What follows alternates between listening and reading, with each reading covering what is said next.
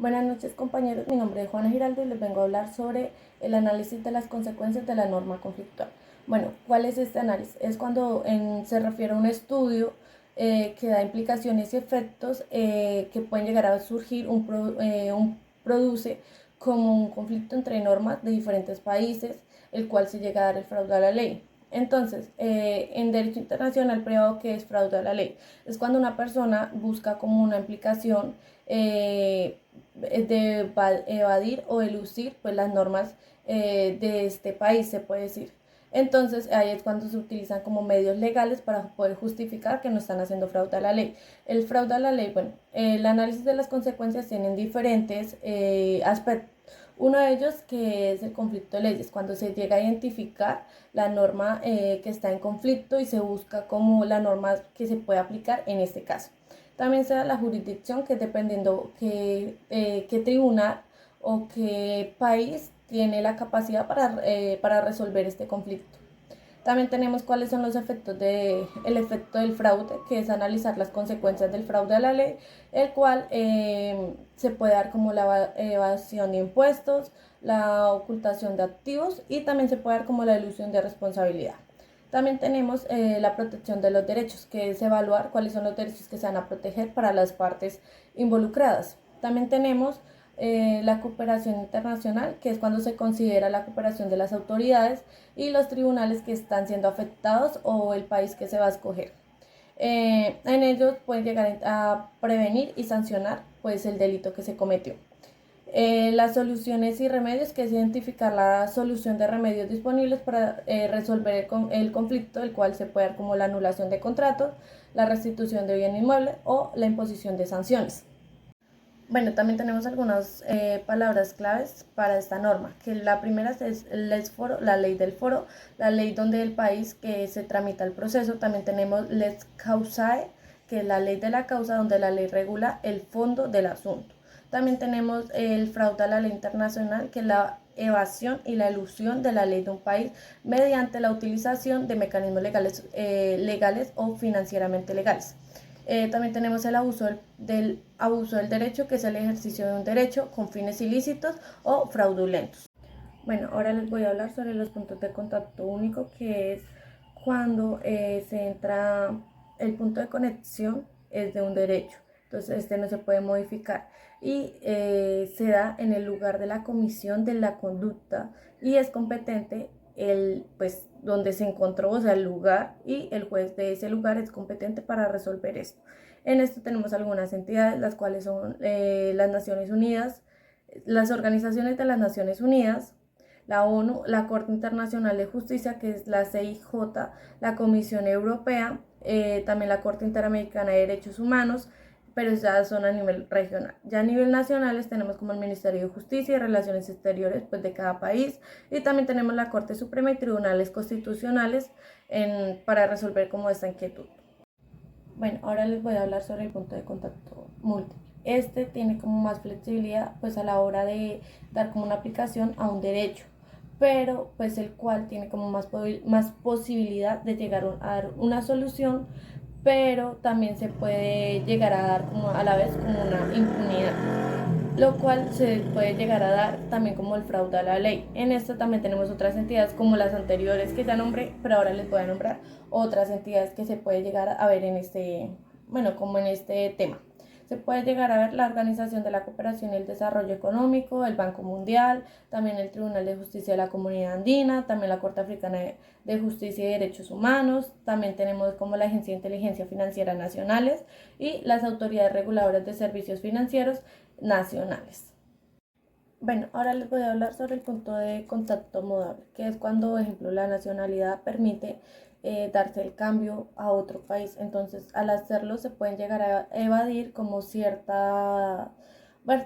como ciertos requisitos de obligaciones que tenía esta persona en el país anterior. Entonces, se puede dar mucho el fraude a la ley, porque, por ejemplo, pueden cambiar de país, pero entonces pueden evadir como algunas cosas que son obligatorias en Colombia, pero en el país que se fueron, pues no es tan obligatorio, entonces se puede dar como el fraude a la ley. En esto se pueden ver como qué eventos o qué entidades hablan de estos temas en sí. Entonces, hay congresos y eventos que los nombran como el Congreso Internacional, bueno, Internacional de Derechos Internacional Privado, como la Conferencia sobre Fraude y Blanqueo de Capitales. También tenemos como ya en tema de redes sociales, tenemos como el grupo de LinkedIn sobre Derecho Internacional Privado. También tenemos como foro de discusión de Reddit sobre fraude y derecho internacional. También tenemos como revistas de derecho pues internacional privado o el Jordan of International Financial Crime, creo que se dice. Pero entonces estos nos nombran como que se puede llegar a dar como fraude a la ley, como en este tema, como es el cambio de nacionalidad, el cual nos da como unos beneficios, pero entonces la gente lo toma como, listo, como me voy a otro país, pues entonces ya no tengo responsabilidades en Colombia, pero no es así porque se tiene que seguir cumpliendo como con el requisito que dejamos acá en Colombia. Entonces hay mucha gente en el tema de alimentos que ellos piensan que como me fui de Colombia, entonces ya no tengo que seguir cumpliendo con eso, pero no es así, se tiene que seguir cumpliendo con la responsabilidad que se dejó pues en el país anterior en el que usted estaba. Bueno, ¿cuál es el punto de conexión de inmóviles? Es cuando se da como la conexión pero de territorios. Y el claro ejemplo es cuando eres de Estados Unidos y compras un terreno en Colombia. Entonces este sería el punto de territorial o de patrimonio que hay entre los dos países. Entonces como usted de otro país tiene pues el privilegio, bueno el privilegio no, sino que puede comprar en otro país sin estar viviendo, simplemente vas y compras un terreno y ya. Entonces, ¿cuáles son como las instituciones que nos ayudan en este tema? Como la Corte Internacional de Justicia, pues es la que nos resuelve el problema entre estados. El Tribunal de Justicia de la Unión Europea, pues ya está asuntos de derechos europeos. Tenemos también las organizaciones de las Naciones Unidas, la ONU, que es la organización global para la interacción cooperación internacional y de la paz. El Banco Mundial, pues ya sabemos que es la que nos da la financiación internacional, el Fondo Monetario Internacional, que pues ya es la organización que pues nos da la cooperación monetaria entre los países. Bueno, ahora les voy a hablar sobre el punto de conexión principal y subsidiario. El punto de conexión principal sería el que determina las partes, pero dado caso que si ellos no determinan un punto de conexión, ya se iría al punto de conexión subsidiario, que es cuando un tribunal determina el lugar y ya determina los elementos subjetivos y objetivos para poder determinar el lugar que él escoja. Ya en este tema tenemos varias entidades que nos ayudan a hacer esta labor como más fácil. Entre esas tenemos la relación que existe entre las naciones, entre la Corte Internacional de Justicia y la Organización de las Naciones Unidas. También tenemos la conexión entre el Tribunal de Justicia de la Unión Europea y la Unión Europea en sí. También tenemos la relación entre el Banco Mundial y el Fondo Internacional, el Fondo Monetario Internacional. También tenemos la conexión entre el Interpol y las agencias de policías nacionales. Ya en temas de conexión subsidiaria tenemos como la relación entre la Corte Interamericana de Derechos Humanos y la Organización de Estados Americanos. También tenemos como la conexión de las agencias europeas de la cooperación policial y la Unión Europea. También tenemos la relación entre el Tribunal Internacional del Derecho de Mar y la Organización Marítima Internacional.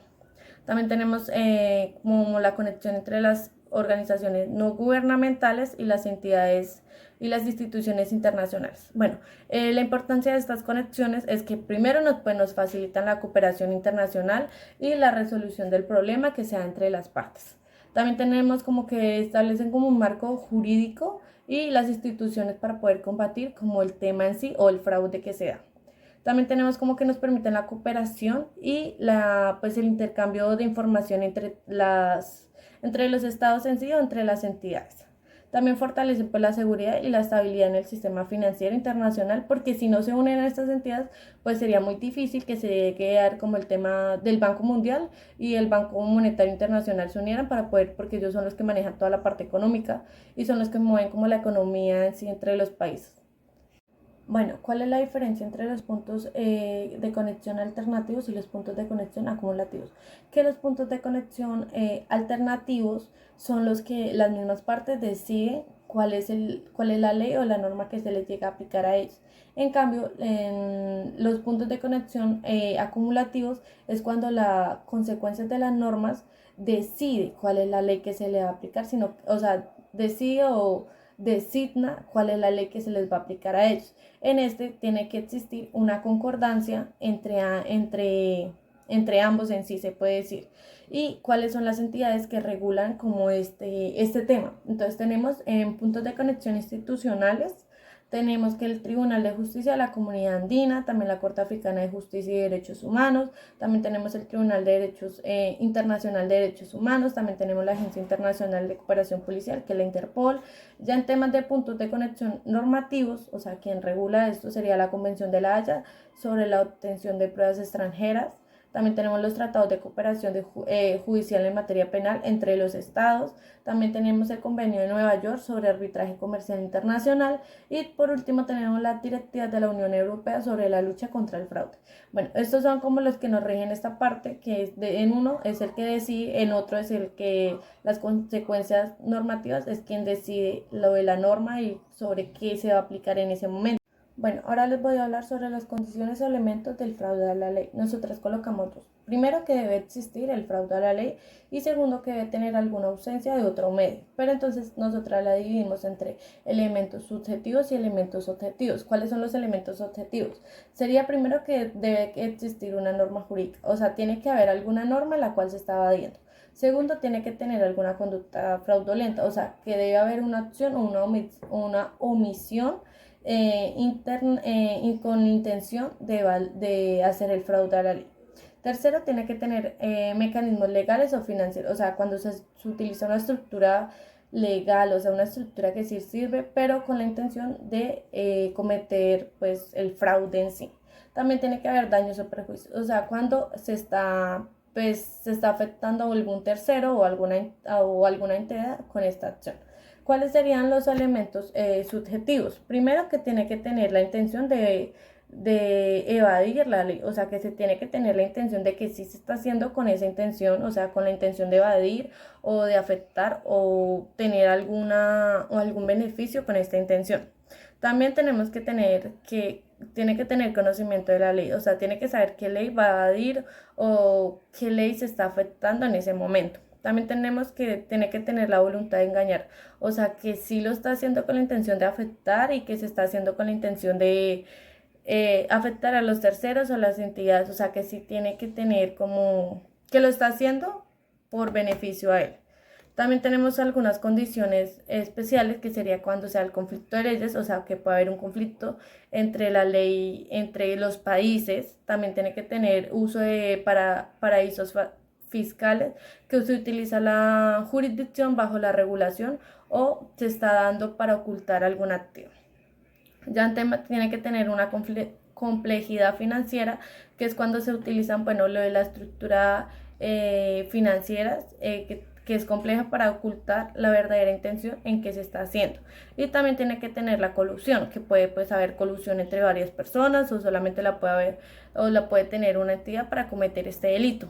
En estos existen 4 tipos de fraudes a la ley. Primero, el fraude fiscal, que es la evasión de pagos de impuestos. Segundo, tenemos el fraude financiero, que es ocultar los activos o los ingresos que tienen. Tercero, tenemos el fraude corporativo, cuando se oculta información financiera o se realizan prácticas ilegales en sí. Y tenemos por último el fraude internacional, que es literal evadir las leyes de diferentes países o las jurisdicciones de diferentes países. Bueno, ¿cómo se puede llegar a demostrar que existe un fraude a la ley? Bueno, primero tenemos que la desviación de activos es cuando se hace como de una cuenta a otra, se empiezan a pasar activos o se empieza a pasar los dineros a cuentas que no, se puede decir que no existen. También se da el ocultamiento de información, cuando no se está dando como la verdadera transparencia en las operaciones financieras que está realizando la persona o la entidad en sí. También tenemos el uso de estructuras complejas, como es cuando se da la creación de empresas o fideicomisos para ocultar pues la verdadera intención, que es hacer el fraude. También tenemos como conflictos de intereses, cuando las personas literal crean una empresa con esta intención de cometer pues el delito en sí. También tenemos cambios repentinos en la situación financiera, cuando empieza como a aumentar o se disminuye la riqueza de la persona de un momento a otro sin justificación alguna. También tenemos como evidencias del fraude a la ley. ¿Cuáles son estas evidencias que se pueden llegar a demostrar? Primero pues serían los documentos falsificados, o sea, los documentos que llegaron a alterar o a, sí, alterar, que serían como los contratos, facturas o estados financieros que se modifican. Segundo, tenemos como los registros financieros inconsistentes, que son como la discrepancia entre los registros contables y los informes financieros. Entonces acá que es literal es cuando se dan cuenta como que si están evadiendo porque no, o sea, no concuerda el uno con el otro. También tenemos como testimonio de personas que están siendo parte de las actividades fraudulentas que están cometiendo, o personas que se dieron cuenta que están evadiendo los impuestos, se puede decir, o que sí están cometiendo como esta discrepancia entre los documentos que se mostraron anteriormente. También se puede dar por grabaciones o correos electrónicos, que es cuando ellos pues de una manera u otra se comunican con otra persona y dan a conocer que se están realizando el fraude a la ley. También tenemos de informes de expertos, ya que personas que se ponen como a analizar este tema y se dan cuenta que sí hay como ese vacío de económico entre las cuentas que ellos están dando y que no concuerdan, ejemplo, la documentación con los registros y todo eso. Bueno, ausencia de otro medio podría ser cuando nosotros entramos a confirmar si se hizo o no se cometió el delito de fraude a la ley. Bueno, en este tenemos primero la falta de documentación, o sea, documentos que no demuestren que se hizo o no se hizo ejemplo, el envío, o la documentación no está acorde a lo que ellos están justificando.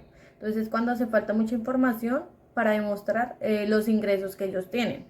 Segundo serían las inconsistencias de las historias. Primero, que él empiece diciendo que hizo algo, pero termine diciendo otra cosa que no tiene nada que ver de lo que le están preguntando, o cambie muchas veces las versiones. Ahí es cuando usted ya se da cuenta que algo está raro y algo no, o sea, no es consistente con lo que le está demostrando. Otro es los cambios repentinos de la conducta, o sea, que tenga cambios inexplicables de un momento a otro del comportamiento, los patrones que está demostrando, es que sí cometió el delito. Y tercero sería la falta de cooperación con los, o sea, con la gente, con las autoridades, o sea, que no esté cooperando, que no esté ayudando con la investigación, sino que antes está colocando más como tranca, se puede decir, a la investigación que se está realizando. Ya otra importancia de la ausencia pues, de cualquier otro medio que se pueda dar como en la investigación sería como establecer si tuvo o no tuvo la intención de cometer el delito, o sea, si verdaderamente de un inicio estaba con la intención de cometerlo o por alguna otra manera cometió el delito y no se dio cuenta o algo así. Ya sería como identificar si los patrones que él tuvo o los patrones que él demostró verdaderamente eran con la intención o no. Ya otro sería como evaluar la evidencia, o sea, toda la información que se encontró, toda la información que le entregó, toda la información que se pudo recopilar durante la investigación, se demuestre. Y trataría, pues, cuarto, desarrollar estrategias, primero para evitar cometer los delitos, y segundo sería pues crear para poder prevenir esta situación, o sea, que no sea como de una manera fácil, por decirlo así, cometer este delito, sino que se cree una estrategia para que no se ve, o sea, no sea tan común esta parte de fraude a la ley, se puede cometer. Ya siguiente pues les vamos a mostrar un video donde se está explicando pues todo lo que es el fraude a la ley de una manera como más dinámica, y el video dura como 3 minutos. Entonces ya mi compañera lo va a compartir. Muchas gracias, esa sería toda la exposición.